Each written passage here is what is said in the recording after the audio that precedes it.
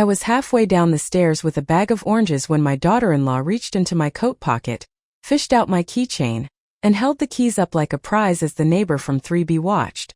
"You keep misplacing them, Marta. I'll hold on to these for today, all right?" She said it in the tone people reserve for toddlers and new pets. The neighbor pretended to fuss with her mail, but she took it in, and so did the boy from 1A who had just learned to whistle and stopped mid-note. I stood there with my oranges digging into my forearm, looking at the metal glinting in her hand, and something inside me decided to sit down and take notes, because when someone starts collecting your keys they've already decided your house is theirs. I live in Alcalá de Henares, the kind of town where the bakery knows your bread by weight and pigeons hop like regulars at the terrace tables. I'm 68, a widow of 6 years, and I did 32 of those years as a school bursar. Budgets, receipts, and suspicious invoices were my daily bread. My son Daniel comes around on Sundays with his wife, Sophia, and my grandson Leo who flops onto the couch like a cat. We drink coffee. We talk about their new flat in Torrejon. Lately Sophia has been busy helping with my papers. She opened a blue folder on my dining table like a doctor unwrapping a sterile kit.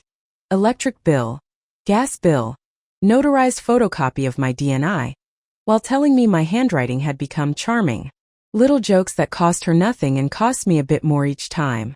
The first thing I noticed was an ATM receipt in the kitchen bin that didn't match my habits. A withdrawal at 3:12 a.m. from a machine near the hospital where I never go at night. It could have fallen in by accident, I told myself. Maybe Leo had played with old slips.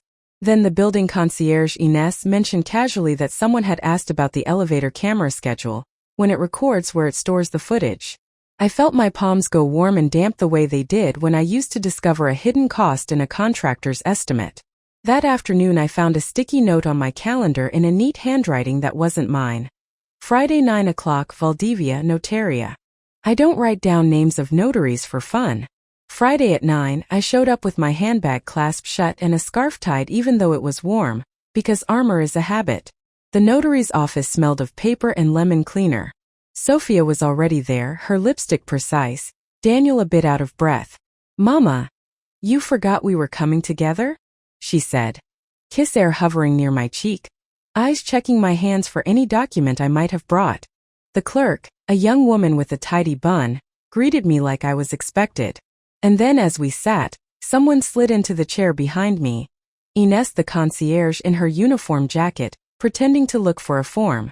She tapped my elbow once, a small pulse. I didn't turn my head. I only knew then that something was about to be weighed in front of witnesses. That week unraveled like a sweater you tug by a single loose thread. On Sunday, while I stirred lentils, Sophia breezed in with a grocery bag and announced she had moved the electric bill to online debit, to make life simpler.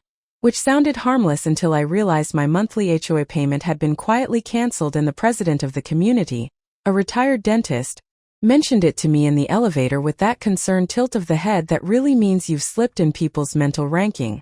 In the family group chat, one I still didn't know how to mute, Sophia posted a link about gentle ways to support parents with sundowning, and little thumbs up emojis followed from cousins and a sister-in-law I never see.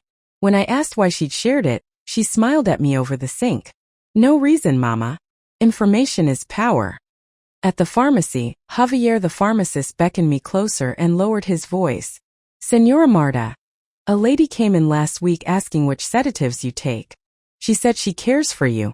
I didn't say anything, but I thought you should know. My throat went dry. I'd bought melatonin once in winter. The rules of this world started to announce themselves the way the rules of a game announce themselves when you see who is allowed to speak. Banks won't discuss power of attorney if you sound confused on the phone.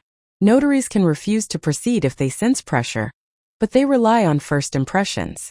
In our community, a letter in a serious envelope makes neighbors stand still in the hall and read you with their eyes.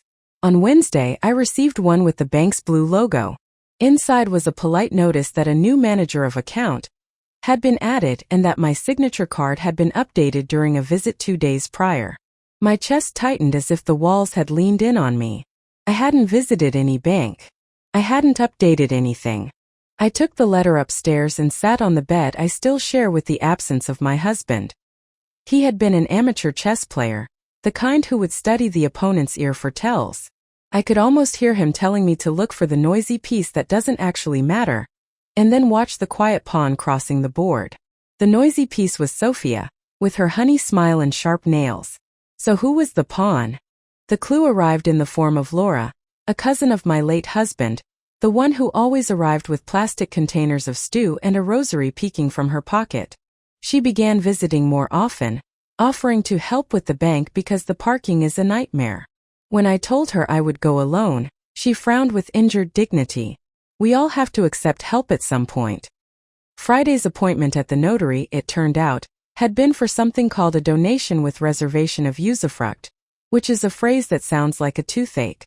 In plain terms, I would gift my apartment to Daniel while keeping the right to live there until I died. The way Sophia described it, like putting the title into a safe, made it sound sensible, even generous. This way, Mama, if anything happens, the process is smoother. No inheritance taxes. We're just thinking ahead.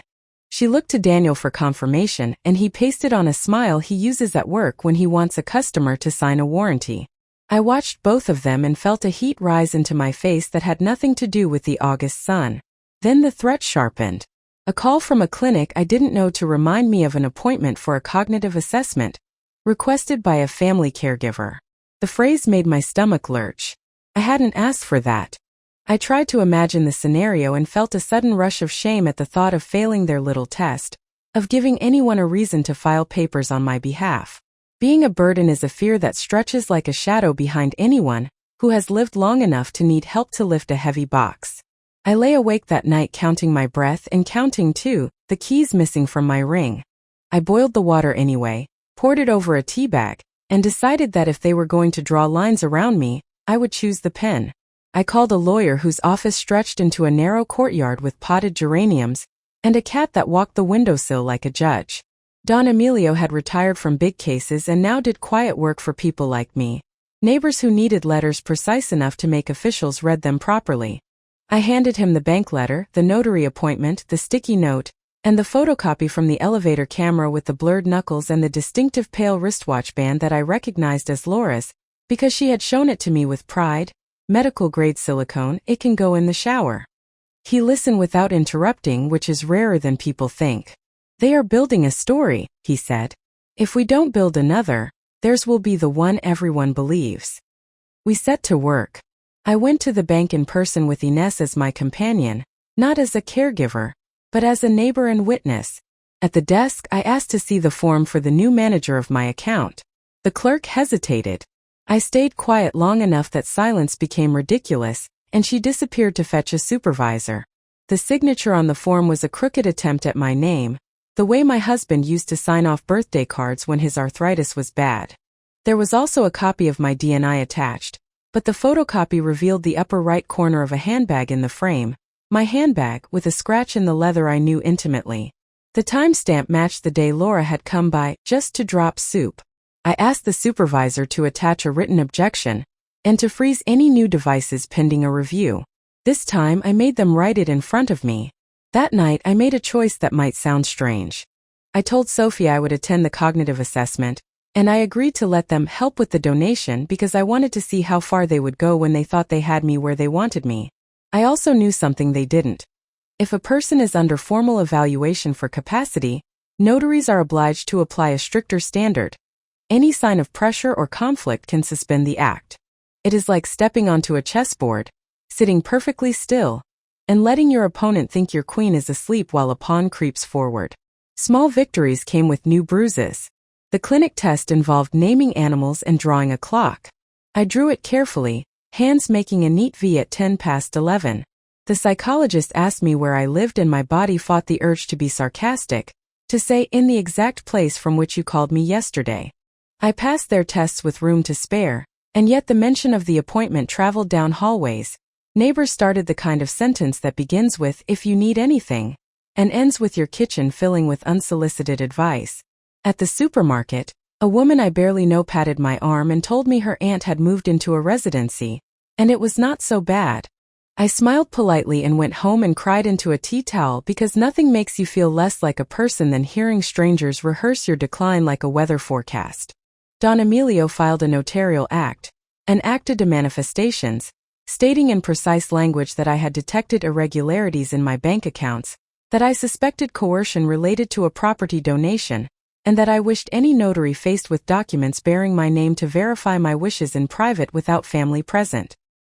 He delivered a copy to Notaria Valdivia with the kind of courtesy that leaves no corners to hide in. Meanwhile, Ines asked the elevator company for a service report under the pretext of a noise in the motor. The technician provided a log showing the times the camera storage had been accessed. At 3:08 a.m. On the night of the ATM withdrawal, someone had tried the panel door with a hairpin. A minute later the footage counter jumped. The handwriting on the building access log for that night was Laura's, round and neat. Then, right when I felt the ground begin to firm under my shoes, I discovered my passport missing from the cupboard where I keep important documents in an old biscuit tin. I went through the papers twice, then a third time, then with a flashlight as if light could make it materialize. I sat on the floor with the tin in my lap and pressed my lip between my teeth so hard I tasted iron. Without identification, the donation could not proceed, but it could also look like I, the forgetful woman, had misplaced it. My phone vibrated on the table. A message from Laura. All ready for Friday. Don't worry about the passport. I think we put it in the blue folder for safety. My hands went cold. The blue folder was Sophia's. The notary's office had a polished table that reflected everyone's faces in amber light. Señor Valdivia entered with his robe loose at the collar, efficient and cordial. Daniel and Sophia sat on one side, Laura next to them, and I took the chair opposite with my handbag clasped on my knees like a lapdog. A clerk placed the draft deed in front of me and pointed to the paragraph about reservation of usufruct. You will keep your right to live there, she explained, eyes on me, then flicked to Sophia like a moth to warmth. Your son will be the owner for all other purposes. For mortgages too? I asked aloud, though I knew the answer. There was a pause, the audible kind. The clerk nodded, surprised I had asked the one question that matters. Yes, he could use it as collateral. Sophia's tongue clicked against her teeth softly. An annoyance stitch dropped in a knit. We should proceed, Daniel said, throat tight. And there is a little boy in my memory who once held my hand too hard on the first day of school because he was afraid of letting go. Señor Valdivia cleared his throat. Before we proceed, I must note the act presented by counsel on Señora Marta's behalf. He glanced at a thin folder. Sophia smiled, bright and prepared. Oh yes, the confusion, but we're here to clarify, she said. Laura leaned forward. We all want what is best. Her watch band flashed under the light. In fact, I said gently, laying my palm on the table, I myself asked for something else to be noted. I lifted the lid on my handbag and placed a stack of papers on the table, photocopies, the bank's letter, a certified copy of the Acta de Manifestations, the technician's log for the elevator camera, and a photograph printed with a timestamp showing a pale silicone band and a hand inside my handbag near my DNI. The silence in that instant had weight like a ceramic bowl. Sophia's eyes tracked the photo, then the watch on Laura's wrist, then the room calculating exits. Señor Valdivia, I continued. Last week someone used a falsified signature to add a manager to my account. The person who did it had access to my documents. That same night, the elevator camera was tampered with. The building log shows an entry by my cousin Laura at that hour. I want my declaration read into the record before any transfer of property. My voice didn't shake. There was a small satisfaction in hearing it steady. The kind you only get when you have prepared your invoices and counted your change. Laura tried to recover first. Marta, for heaven's sake, I have been helping. You asked me to bring soup. You misplace things, everyone knows. Her hand fluttered to her watch band and then hovered, guilty.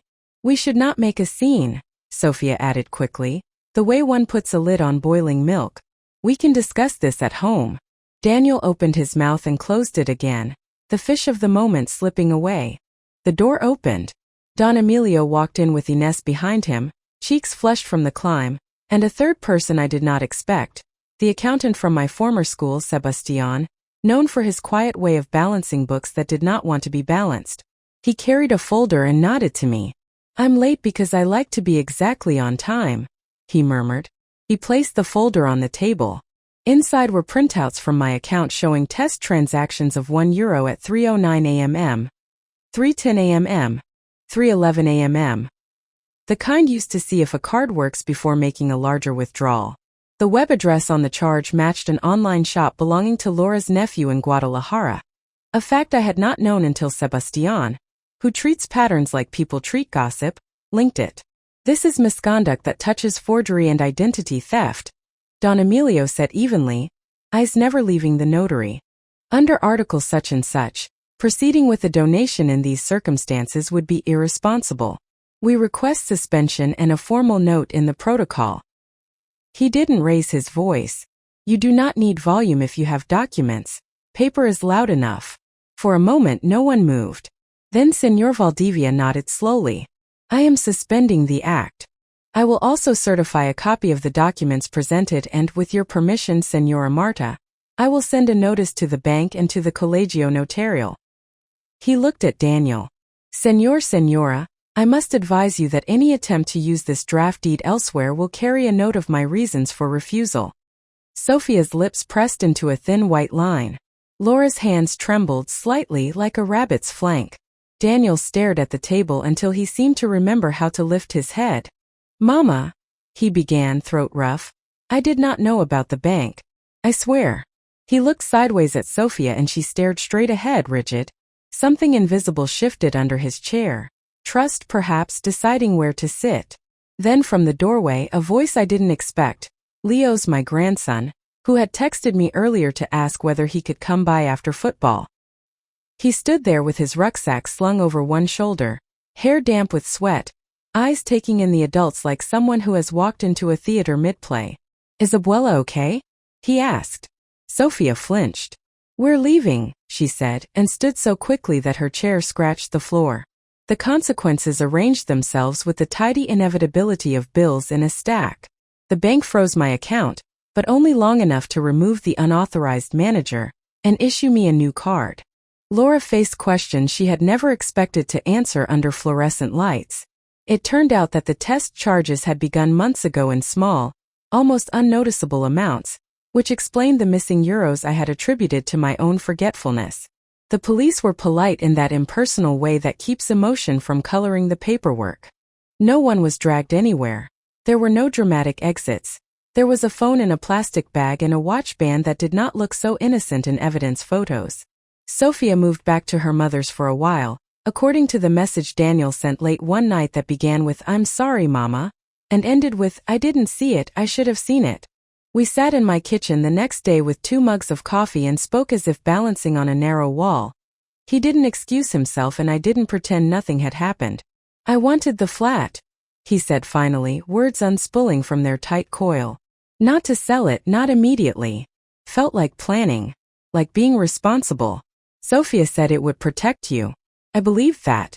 He swallowed hard. I forgot that protection without consent is just another word for control. I watched my boy, who is no longer a boy, arrive at the edge of his own blind spot and peer over. I drew boundaries without ceremony. I changed the lock on my door and kept a spare key with Ines, whose quiet loyalty had been a bridge when I needed one. I met with the HOA president and set my payments back to automatic, with a second signature required for any change.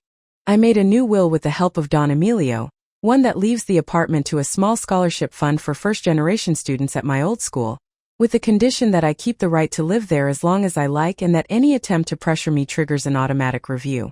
I told Daniel he could have the dining table when I no longer need it, and we both smiled because my husband had carved our initials on one of its legs the day we brought it home, and it turns out not everything belongs in a file. I allowed myself a small reverse weakness. I registered with the municipal service as needing occasional assistance, which meant that any future request to handle my paperwork must go through a caseworker who once ran a soup kitchen and has no patience for polite predators. The form was difficult to fill the first time because it felt like an admission of decline. Then I remembered that the only thing it admits is that I am not alone, and that the process leaves a trail that busy hands cannot erase. There were neighborhood effects, as there always are. At the bakery, the clerk slipped me an extra roll and asked if I would check the summer party accounts, because no one else catches the mistakes the way you do. At the community meeting in September, I stood up and suggested we require identification for anyone asking to access camera logs. People nodded vigorously, some because they wanted to agree, some because they wanted to be seen agreeing. Doesn't matter which. The rule went into the minutes, and the minutes are their own kind of law. As for Leo, he came by that Sunday with a drawing of the elevator and a speech prepared in the exact cadence of a teacher. If anyone tries to take your keys again, Abuela, you tell me. I have muscles now, he said, flexing his skinny arms. We both laughed, the kind that loosens knots. Later he whispered, Mum says she needs time. I think she's embarrassed. I put a plate of tortilla on the table and told him that embarrassment is sometimes just the feeling of a mask arriving late to a party. The face underneath hasn't changed, but now everyone sees it. The taste of revenge was not a flame. It was clean water after thirst. It was watching Sophia pass me in the hallway weeks later with a straight back and a hello that didn't aim to cut, because she had learned, at least for a while, that some doors will not open just because she wants them to. It was agreeing to help at the community kitchen twice a week with the accounts, sitting with young women who remind me of the person I used to be when numbers were my job and not my defense. It was renting my spare room to a nursing student who studies at odd hours and leaves me notes on the fridge about how many cups of rice she owes the household fund. I did not give a speech about dignity. I stapled receipts. I kept my own keys on a lanyard that Leo jokes looks like a whistle. When I pass the notary's office now, I look through the window to the table where a different woman signs a document with her hand steady or shaking, and I hope someone has reminded her that reservation of usufruct is a phrase with teeth, useful only if your wish is the bone inside it. If you're listening to me and wondering whether I regret agreeing to the assessment, to the notary appointment, to the small theater they staged around me, the answer is no. Sometimes you must let people think you are exactly what they want you to be. A burden, a feather, a soft thing that will bend, so that the law's eye will open properly when it counts. The law, like a clerk in a sleepy bank, needs a tap on the glass to look up. And if you do it calmly, the tapping sounds like manners. I have one more image I carry, and I leave it with you in case you need a picture to hold on to. My grandson, the day after the notary, sitting on my balcony step while the pigeons conduct their important meeting on the roof opposite. He asks if I'm angry. I tell him I'm busy. I list 3 things. Buy screws to rehang the hallway mirror. Find the recipe card for my husband's almond cake. Call the plumber about the hissing pipe. The nimble tasks of living. He nods like this is the correct answer to an exam he didn't know he was taking. He eats the last square of the cake we have and he leaves crumbs on the plate. I watch the crumbs and think, yes, this is what it feels like when a house is still yours. And if you ever see your keys dangling from someone else's fingers while you hold a bag of oranges and pretend not to mind, pause and let your weight shift onto both feet. There is more strength available to you than the people in a hurry understand. The door is still yours, and so is the decision about who comes in.